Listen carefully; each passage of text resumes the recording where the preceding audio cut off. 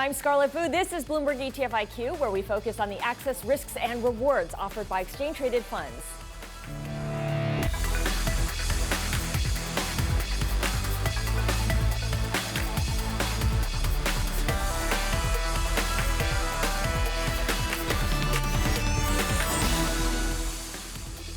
Should you stay or should you go? The S&P 500 is enjoying its best run in 6 years. That sets up a clash between investors in ETF and mutual funds looking to stay put or flee.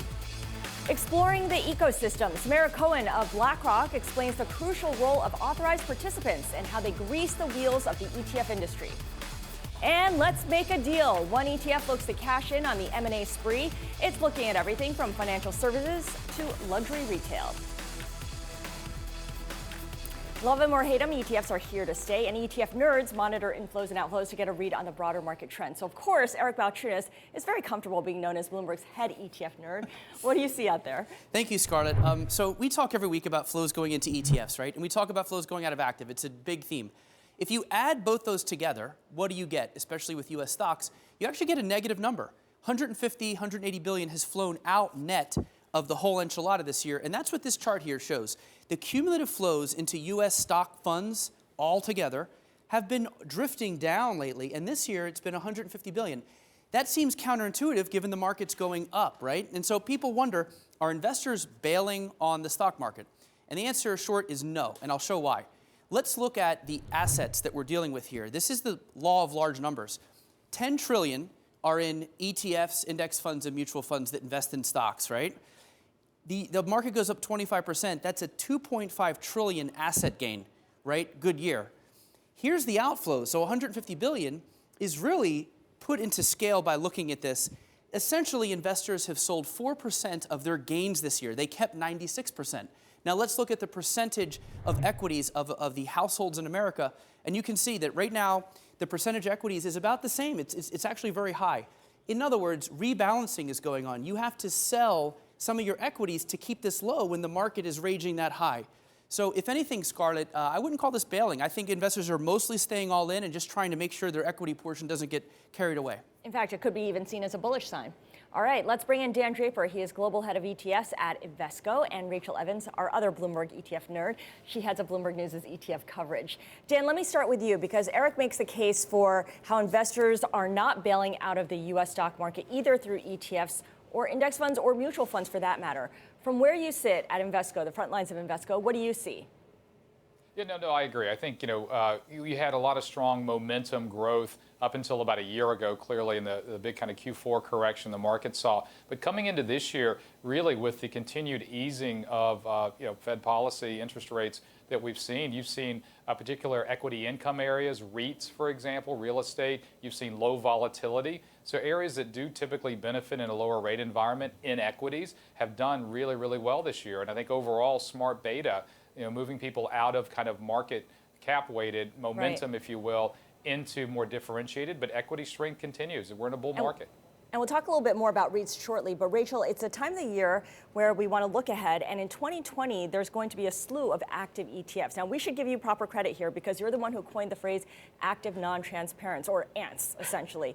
And a lot of them will be launching next year. What are the latest developments on this so-called ANT race? Yeah, so it's been a big week for these types of products. We actually saw the SEC give the final order approving 4 of the structures that have been out there. So those are from Fidelity, Natixis, T. Rowe, and Blue Tractor. These are all models that kind of use this kind of proxy portfolio type approach as opposed to Presidian's kind of indicative value approach that we saw approved earlier this year. But we saw the final approval for these 4 models, and we are going to be seeing potentially some filings for issuers that actually want to use these models. We actually just seen one hit the wire earlier on Wednesday from T. Rowe. They are looking to do a blue chip growth fund, so they have filed for that now with the regulator. So including Presidian, Eric, that leaves about 5 ANT structures approved and ready to go. Yeah, and there's actually a couple more in the running, including yours, Dan. Invesco has one filed. You haven't gotten that approval yet. Can you talk about why you decided to go your own instead of just licensing, say, a Presidian? Yeah, no, look, we're open to partnerships. So we're having current discussions with, a number of the firms that Rachel just mentioned. But absolutely, we felt long-term to own your own IP. And in fact, not only did we file our own application, we also patented it, which we thought was really, really important. And what we've tried to do with our own application is a lot of the feedback from the market makers and APs, we really wanted to build in the integrity of this arbitrage pricing to ensure that you're getting the best of active management, the lower level of transparency, but at the same time, market makers want to support it. And that's a big differentiator, we think, in our own filing. Now, Dan had mentioned smart beta earlier. There's passive, there's active, and then there's smart beta, which to me feels kind of like an in-between. Yeah, Dan, this is, I wonder how many of these active managers coming over are still in the 90s. Do they understand that it's not just Vanguard anymore, that there's all these smart beta funds that are essentially active and also dirt cheap? Look, I think overall active management, as we know, has really evolved over the past couple of decades. And this performance attribution, going from just, hey, I'm buying the market and there's alpha and beta, now being able to attribute down into factors and into style. And I think really, if you can get your beta of whatever form in an efficient way, then really having active managers who can, through active share, really take potentially more concentrated bets, but to really show more security selection ability, those are the managers who are going to survive and even thrive. And I think those are going to be ones as well, probably likely candidates for the ant structures you're talking about. Yeah, it'll all depend, of course, on return, because that'll determine the ultimate winners and losers here. Rachel, there's a derivative rule out there, switching gears a little bit here, that could spell some trouble for leveraged funds, leveraged ETFs. What's the latest? Yeah, so this is an interesting kind of like aspect of the derivatives rule that's long been in the works. And we saw kind of a version of it last week, a proposal that finally came out, which basically looks at kind of lifting the moratorium on leveraged ETFs that's restricted this issuance to 2 issuers, which might sound like a good thing for the industry, but it comes with this catch. They also want to come out with new sort of sales restrictions that would potentially sort of make it harder to kind of like buy these products and require the brokerages that want to sell them to actually do more due diligence on their clients, more of a kind of sort of a list that you have to go through before these accounts are approved to buy leverage. So I think there's kind of like a little bit of sort of digestion going on in the industry at the moment as everyone tries to figure out whether this is good, bad, somewhere in the middle. It is still a proposal though, so we won't see kind of the final version of this rule until next year at the earliest. And the current issuers are what, Direction and ProShares?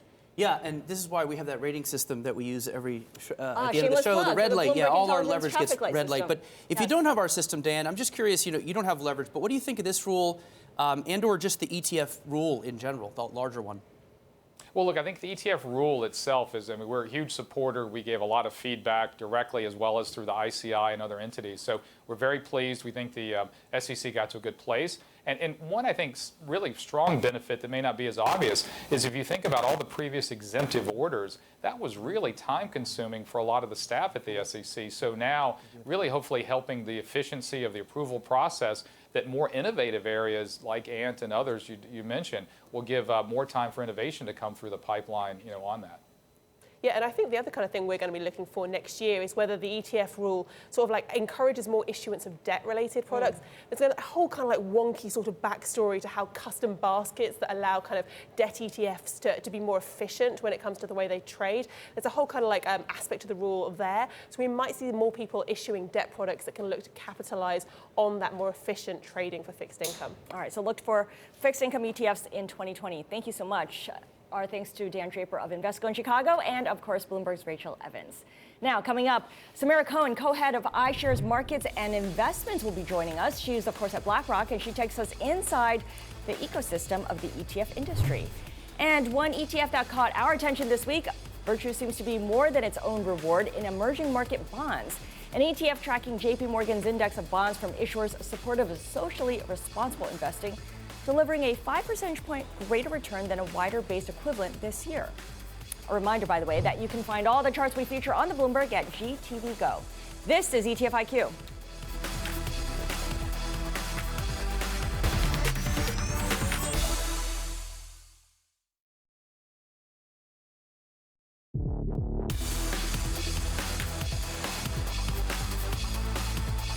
I'm Scarlet Fu. This is ETF IQ. Let's take you through the ETF life cycle, which has 3 main stages. And first up is the filing. Watch for the LGBTQ plus ESG 100 ETF with a memorable ticker of LGBT. This fund will invest in the 100 U.S. companies that score highest on 3 main criteria: promoting equality in the workplace, a track record with either the LGBTQ community or ESG issues, and finally, a history of consistently strong financial performance. Step 2 is the launch. Get ready for some juiced up marijuana exposure. Microsectors has 2 cannabis funds making debuts, the cannabis ETF with the ticker MJJ and the cannabis 2x leveraged ETN, ticker MJO.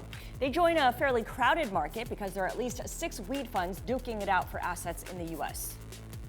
And for some, the final stage is liquidation. The AGF IQ U.S. market neutral size fund is winding down. Ticker SIZ follows a market neutral long-short equity strategy that targets long exposure to small caps and short exposure to large caps. The fund's heyday was back in 2011 when assets peaked near $15 million, but it's now closing with less than $1 million. It's time to get passive aggressive, where we track the tensions between active and passive investing. Now, no matter if an ETF is managed actively or passively, it needs someone hooked up to the system to create and redeem shares of the fund. Enter the authorized participant. BlackRock recently published a report examining this role of the AP. Samara Cohen, co-head of iShares Markets and Investments, joins us now with the report's findings. Thanks for joining us today. Thanks for having me. So what exactly is the AP and why is this role so crucial to the ETF world? Well, you said it before, the authorized participant is the financial institution who has the contractual relationship with the issuer to create and to redeem ETF shares.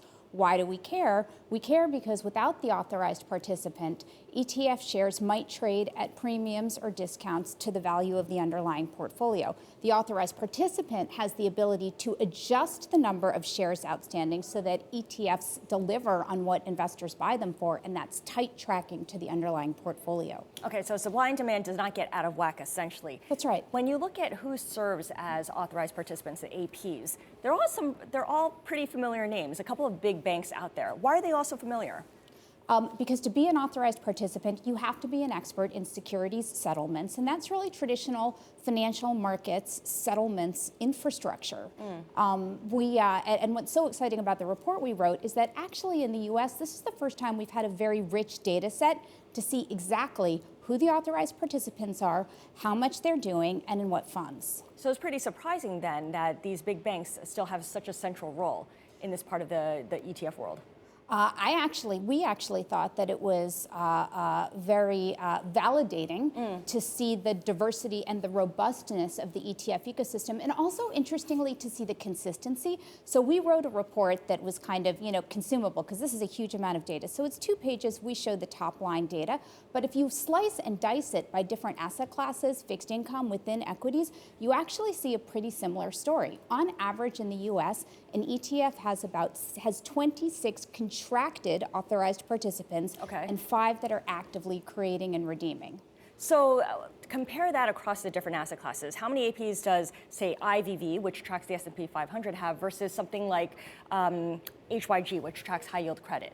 So actually the numbers for these kind of big financial instrument ETFs look pretty similar. What drives differences in the number of APs is often how big the fund is and what the ADV is. Because really, and again, the number of contracted APs is probably more steady. What's interesting is how the number of active APs change based on how much business there is for an AP to do. So smaller funds that aren't trading that much may have fewer active APs, like 3, and bigger funds might have 7 or 8. What's the main difference then between an AP and a market maker? So very important question, because people confuse them often. And sometimes you will have the same institutions that perform both functions. So the APs drive creation and redemption. Market makers make 2-sided quotes for clients. They might do that on the exchange, they might do that over the counter, but that's fundamentally the difference between the AP and the market maker. So as a result, APs aren't always used, right? Because a lot of the trading is natural. It's done on the exchange where you would use market makers. When do you use a market maker versus tapping an AP to do the creation where they have to buy and sell the underlying security? So mostly that's for the market maker to decide. So the market maker might decide to focus on the bid-ask spread that they can make, especially with the high velocity ETF on exchange, and not do any creation redemption at all. And to your point, what we also see with this data is the ratio of secondary trading to what we call primary activity, and that's activity through an AP, is about 5 to 1 across the board. So most of the time, exchanges are happening in the secondary market with market makers not using an AP. Now, we talked at the beginning about that imbalance of supply and demand, and that's where a market maker might start to look. If an ETF was getting really hot and there was a lot of demand for it, the market maker might decide it was a better idea to tap an AP and create more shares as opposed to keep buying them in the secondary market. Okay, so there's always a backup plan, in other words. Yet it's really clear from our conversation that the whole ETF process hinges on a couple of intermediaries, whether it's market makers or whether it's APs. How confident are we that in some kind of crisis, these intermediaries won't step away? Well, I think we've got two data points. We've got more than two data points, but we have seen a lot of ETF activity in stressed markets, and you guys have certainly talked a lot about it, that shows that not only do ETFs hold up pretty well in stressed markets, they are the vehicles to which investors turn in stressed markets because they provide a very quick way to pivot in investment views when something happens in the market. What's new about this data set is we can now see the richness of the AP ecosystem, and that across funds, across asset classes, there's a lot of diversity of AP. And what matters there, again, is how confident can you be that the ETF is going to track its underlying portfolio value, that there's somebody there to adjust those premiums and discounts. That's what it always comes back to. Samara Cohen, thank you so much. Thank Samara you. is with BlackRock. Now, coming up, 2019 has been a year of deals. Globally, it's already the 6th best year in the past 20. So next, we dig into an ETF looking to take advantage of all the wheeling and dealing. This is Bloomberg.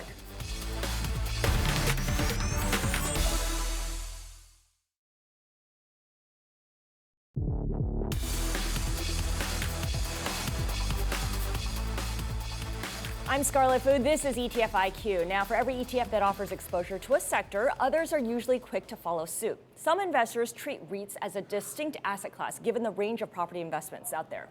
And that is reflected in the 49 different real estate ETFs listed in the U.S. Fundamental Income has launched the first fund to target net lease REITs, and the firm's co-founder, Alexei Panayotopoulos, is here with us. But before we talk to him, Eric Balchunas is going to give us the drill down right now into the firm's fund, NetL. Eric? Thank you, Scarlet. Yeah, this is the definition of a niche product launched by an indie that is innovative. Basically, it's going after REITs that are what they call triple net lease. In other words, these are companies that cover a lot of the costs besides the rent, maintenance, taxes, and insurance. That way, the REIT keeps more of the bottom line, doesn't have to deal with those things. That's the general holding, the strategy here. 31 million, pretty good for new, 60 bips, a little higher than the average, but average for an industry-type niche product. Let's look at the holdings. The top holding is Store. It leases to supermarkets, health clubs, retail, distribution facilities. You can see some other ones on here, a lot of REITs, very concentrated. Let's look at the holdings, though, versus VNQ.